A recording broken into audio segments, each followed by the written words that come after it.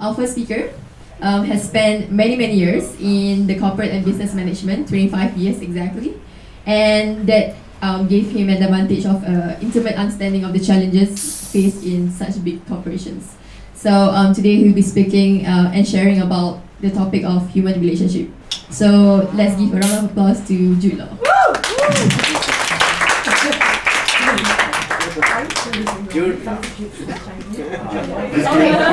Disclaimer, I'm not Jude Lim. Not blonde.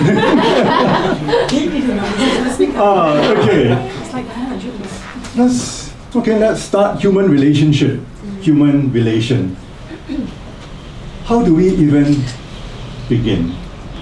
I have a brief structure, and it's going to go from the many to the individual to the internal.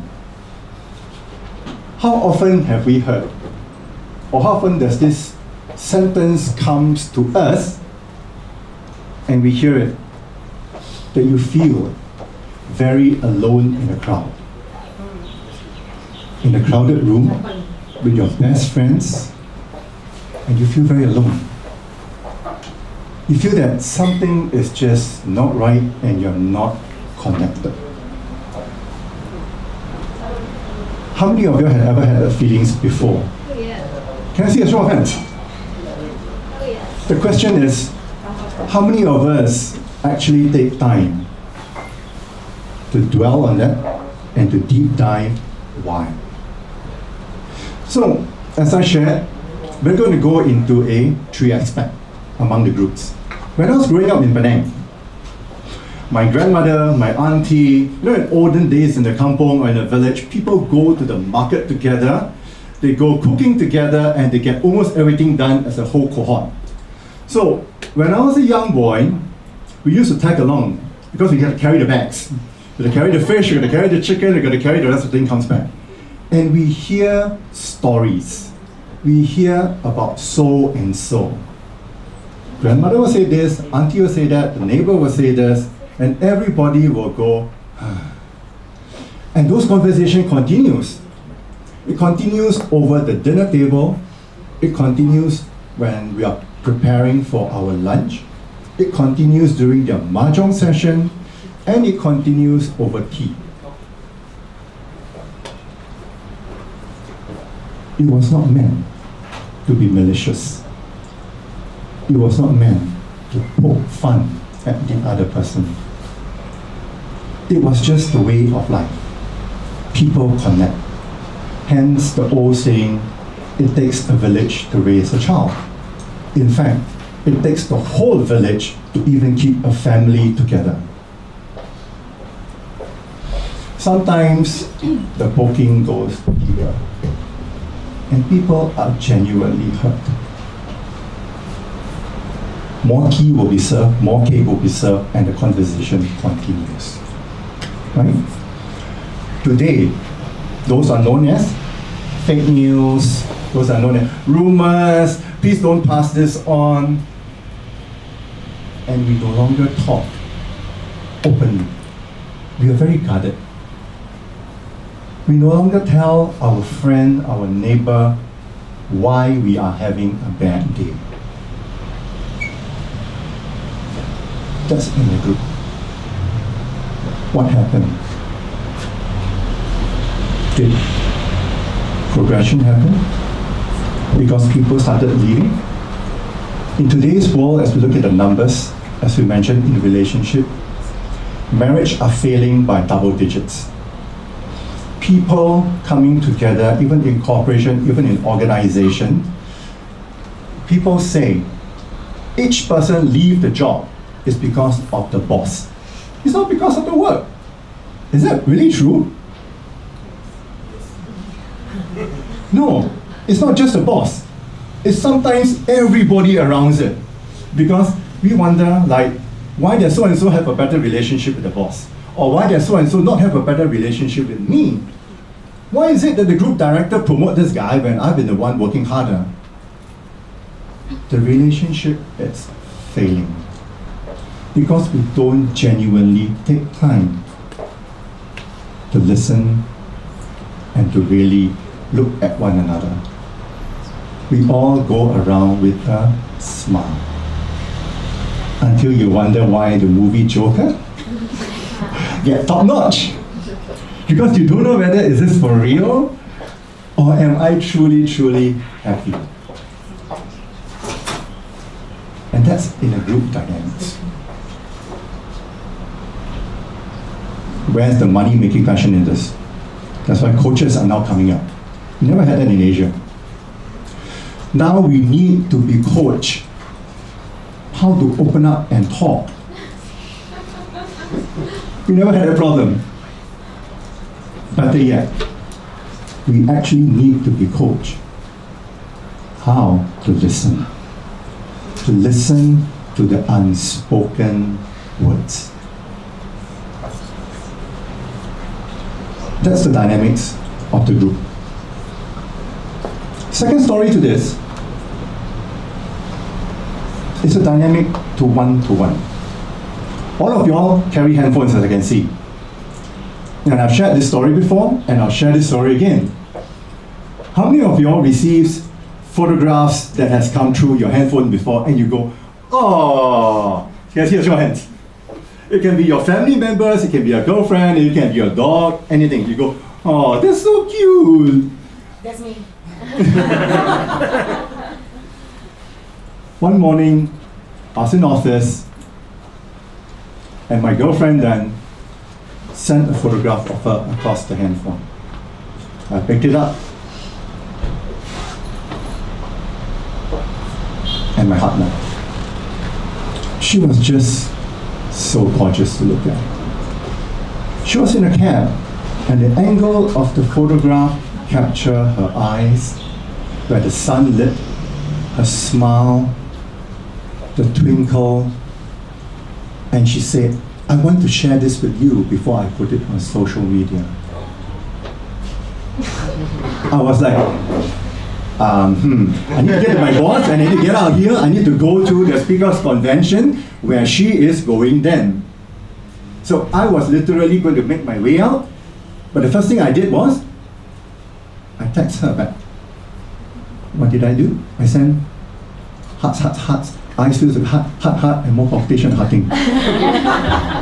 Who's familiar with all these emoticons? How many of us are guilty of using it? How many of us are guilty of not knowing what it actually means sometimes? Some time passed and she told me, say, you never mentioned anything to me or made any comments about my photograph.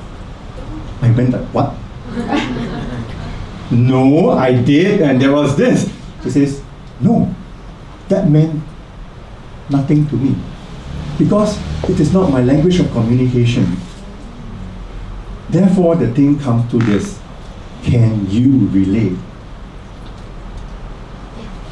Can I relate? If we are in a relationship and we cannot relate, what's going on here? How is this relation going? Because I told her that what I saw was how the sunlight that captured, as I shared with you in so many words, because in my days of youth, I was a person of literature. I read poetries like Robert Frost, Cyrano, among the very best. And yet, in today's technology, I was reduced to hearts, picture of heart in the face and smiley and went, ah. What has happened to that relationship? If you and I can't actually speak our hearts proper with words, how does that even work? Human relation, henceforth the word relationship. Relation is relating. The word ship is like the old word in itself. It needs to balance. The ship needs to float. It needs to get somewhere. Between the two persons, we keep that ship afloat, hence relationship. The ship will flow, in my understanding, to you, and your understanding to me. We need to relate. If we can't communicate, that's when many people walk out the door. If I can't communicate in the way that she needed me to, is it fair for me to ask her to stay? But I was willing to learn, and I put all my hearts in to learn. But it is difficult. Have you all heard of the bamboo tree story? Everybody heard of the bamboo tree story? No. Okay. Bamboo trees are just like sycamore trees. The seeds are barely this size, which means it is very small, smaller than my fingertips. And they are spread across the ground, and the farmer needs to toil the soil where the seeds grow. First year, the farmer sees nothing. Second year, the farmer sees nothing.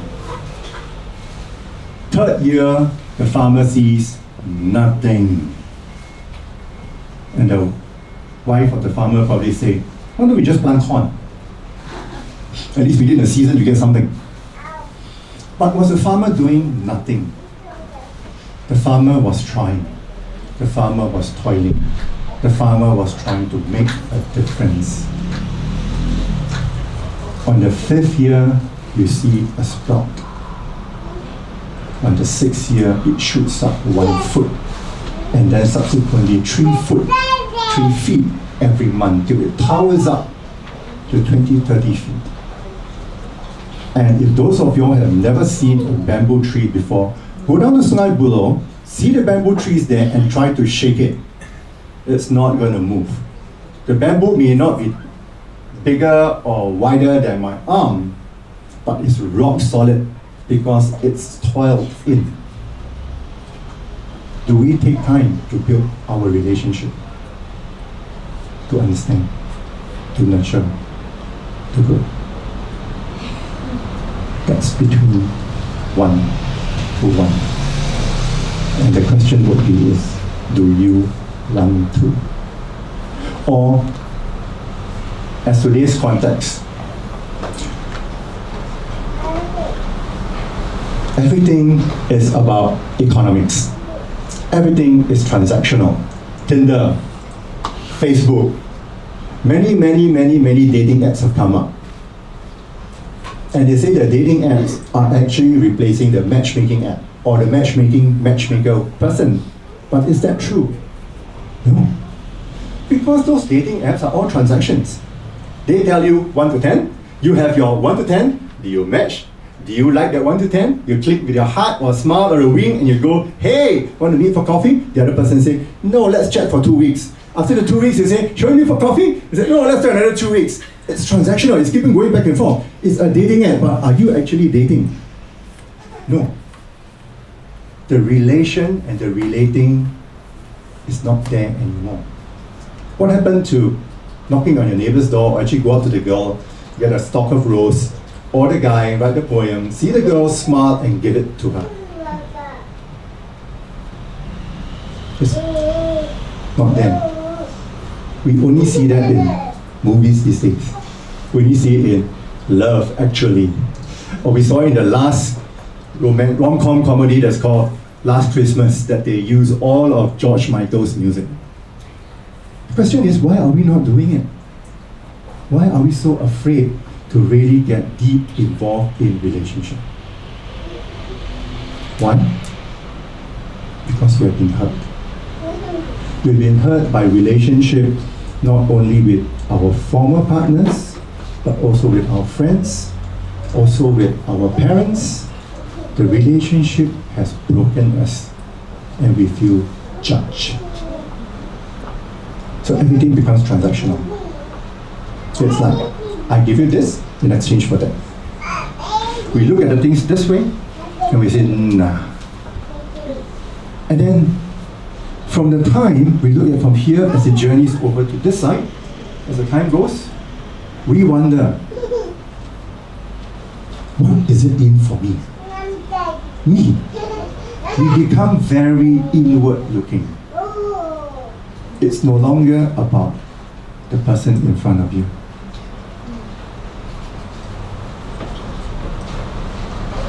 Today, if you listen to podcasts from Gary Vee, Brandon Burchard, big guy like Tony Robbins, you find that he shares stories that everybody who succeeds, they have their why, and quite a lot of times when they succeed, they're doing it for somebody else.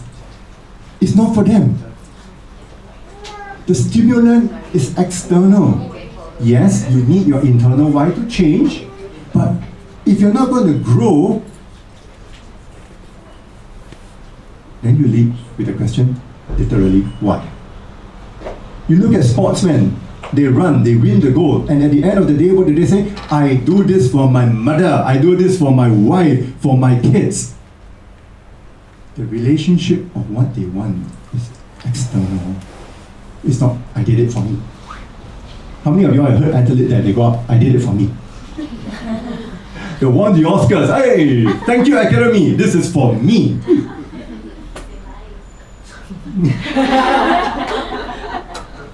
You know they'll be lying. So in relation, that's one-to-one, how do we relate? The third story. Oh, before I come to the third story, recently a good friend of mine passed away. She had, I think, what they call pancreatic cancer. It's the same cancer that Patrick Swayze had. So we said that she had that big movie star problem. Her name is Ying. She is a very dynamic woman. She's a lawyer and a mother, and she has 6 kids, married to one man, and have both parents, which means her parents and his parents staying in the same house. Wow. 6 adults, 6 kids, 2 dogs, 2 maids, and a brother. One house.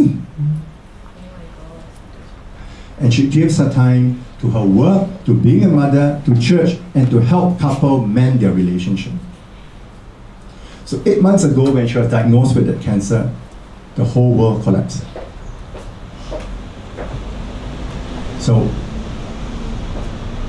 at the funeral, Bernard said this: I'm going to break my marital covenant vows. They said, to death do you part. But for him, love never dies. Hence, for him, there is only one person, and that's her. The last portion of this is the relationship within yourself. How do we reconcile with the darkness and the light within us? Rihanna shared earlier, we need to find that balance. If we cannot find that balance, if we are not rooted, how do we reach out to somebody else? How do we look at the man in the mirror? And I've only got one step for this. Every day, wake up, look in the mirror, and say thank you. Because every day, you live.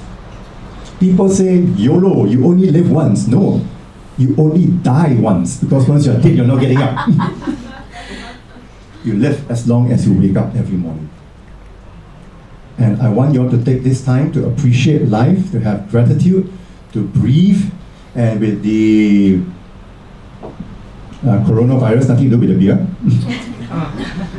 Practice something of this. Breathe with your mouth closed, just through your nose. It helps. It clears. It clears your mind, it clears your head, and it also keeps you safe. And remember, in relationship, when we relate, it's not about what is it in for me. It's about the community, and it's about your friend. And at times, all your friend need is a hand holding or a hug. Thank you. Me.